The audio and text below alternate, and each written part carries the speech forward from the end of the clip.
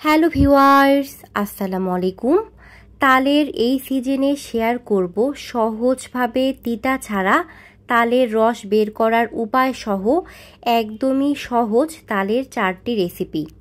Already দুটো recipe share করেছি, তালের পায়েস এবং তালের রুটি। ভিডিওর এন্ড স্ক্রিন এবং ডেসক্রিপশন বক্সে রেসিপি দুটোর লিঙ্ক দেয়া আছে, চাইলে দেখে নিতে পারেন। আশা করছি রেসিপি দুটো আপনাদের কাছে ভালো লাগবে। আজকের ভিডিওতে তালের বাকি দুটো রেসিপি শেয়ার করব। তালের কেক বা তালের পিঠা বা তালের বিবিখানা পিঠা, যেটাই বলেন না কেন, সাথে থাকছে তাল বড়া। তো আজকে শেয়ার করব একই ব্যাটার দিয়ে কিভাবে খুব সহজেই একই সাথে তালের কেক এবং তালের বড়া বানিয়ে ফেলা যায়। তো চলুন দেখে নিই রেসিপির জন্য কি কি উপকরণ লাগছে। চায়ের এই কাপটা দিয়ে নিয়েছি 2 কাপ শুকনো চাল বা আতপ চালের আটা, সাথে নিয়েছি 1 কাপের একটু কম ময়দা। পুরো কাপ ভর্তি করে নিইনি, একটু ফাঁকা রেখে 1 কাপের একটু কম ময়দা নিয়েছি। সাথে নিয়ে নিব একটুখানি বেকিং পাউডার, নিয়ে নিচ্ছি বেকিং সোডা, সাথে অ্যাড করব এই চামচ দিয়ে 2 চামচ পরিমাপ মিল্ক পাউডার, টেস্ট অনুযায়ী চিনি। আমি এখানে 3 চামচ পরিমাপ চিনি অ্যাড করেছি। দিয়ে দিলাম একটুখানি লবণ। লবণ দেয়াতে মিষ্টির পরিমাপটা ব্যালেন্স থাকবে। এবারে সবগুলো শুকনো উপকরণ একসাথে ভালো মতো মিক্সড করতে হবে। মিক্সড করা হয়ে গেলে অ্যাড করব তালের পাল্প বা তালের রস। এই তালের পাল্প বের করার সহজ উপায় পেয়ে যাবেন তালের রুটি রেসিপিতে।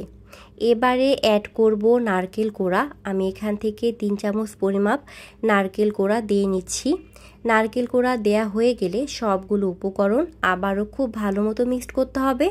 তালের পাল্প শুকনো উপকরণের সাথে মিক্সড করার এ পর্যায়ে অ্যাড করব জাল করে নেওয়া ঠান্ডা দুধ। অবশ্যই দুধটাকে জাল করে ঠান্ডা করে অ্যাড করতে হবে, তবে দুধটা একবারে অ্যাড করা যাবে না, একটু পর পর প্রয়োজন বুঝে অ্যাড করতে হবে, না হলে এই দুধের পরিমাপটা ব্যালেন্স ঠিক থাকবে না। তো এই বেটারে পানি অ্যাড করব না, পানি অ্যাড করলে টেস্টটা ঠিক থাকবে না। অবশ্যই লিকুইড মিল্ক নেওয়ার চেষ্টা করবেন।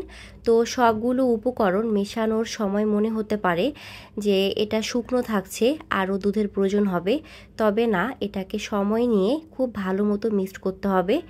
মিক্সড করার পর্যায়ে দেখবেন যে তালের নিজস্ব পানি আছে, সেই পানিটা ছাড়তে শুরু করেছে।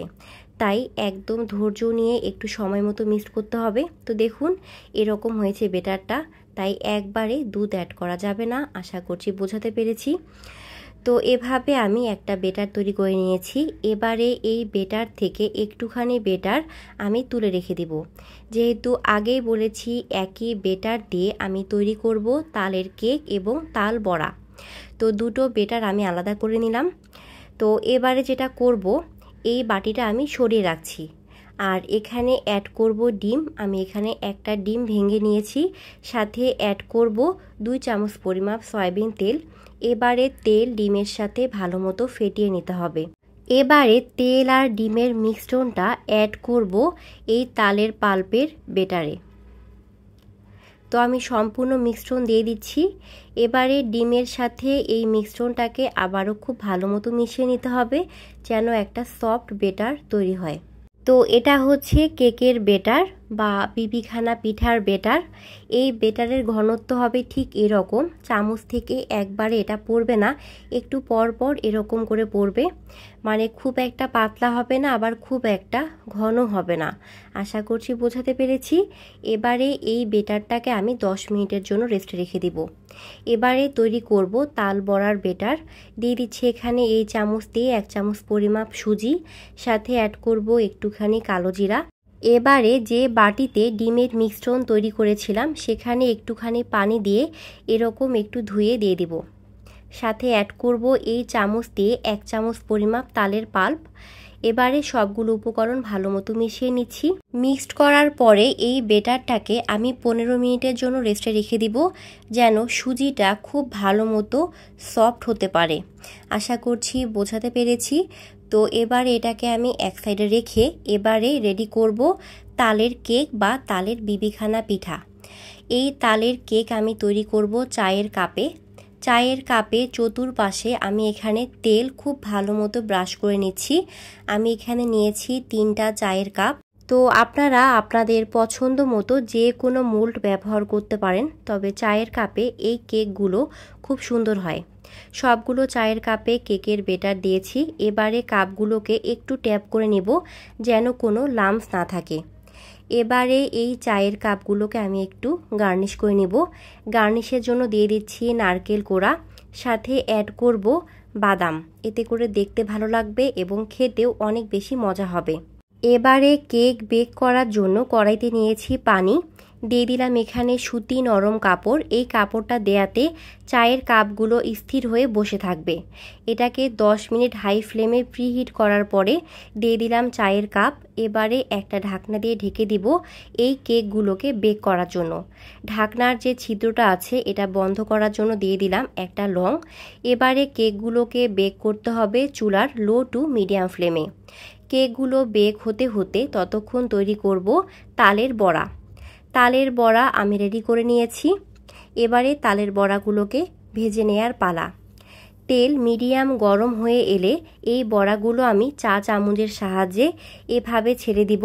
এতে করে প্রতিটা তালের বড়া একই সাইজের হবে। তেল একদম হাই ফ্লেমে গরম করার প্রয়োজন নেই, মিডিয়াম গরম হলেই বড়াগুলোকে ছেড়ে দিতে হবে এবং তালের বড়াগুলোকে ভাজতে হবে মিডিয়াম টু লো ফ্লেমে।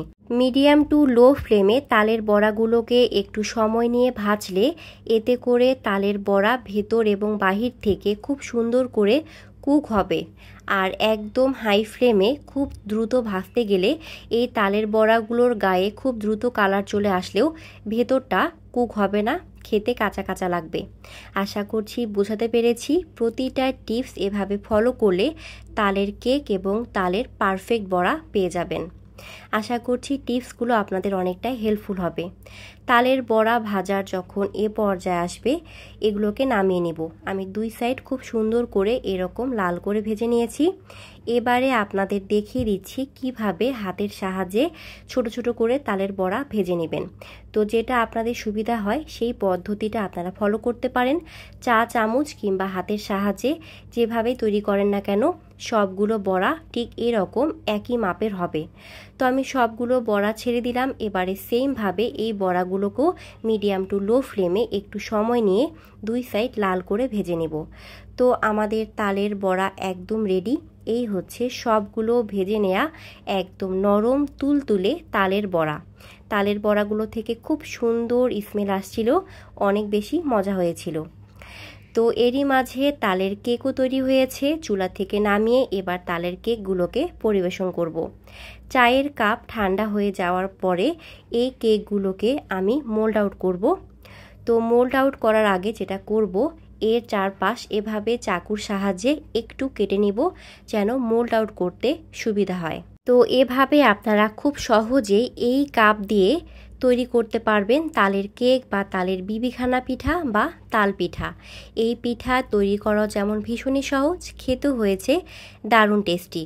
এই কেকগুলো বানাতে খুব একটা সময় লাগে না, আমার তৈরি করতে সময় লেগেছে মাত্র 20 মিনিট। তো ভিউয়ার্স, তৈরি হয়ে গেল খুব সহজে কম সময়ে একই বেটার দিয়ে তালের বিবিখানা পিঠা এবং তাল বড়া।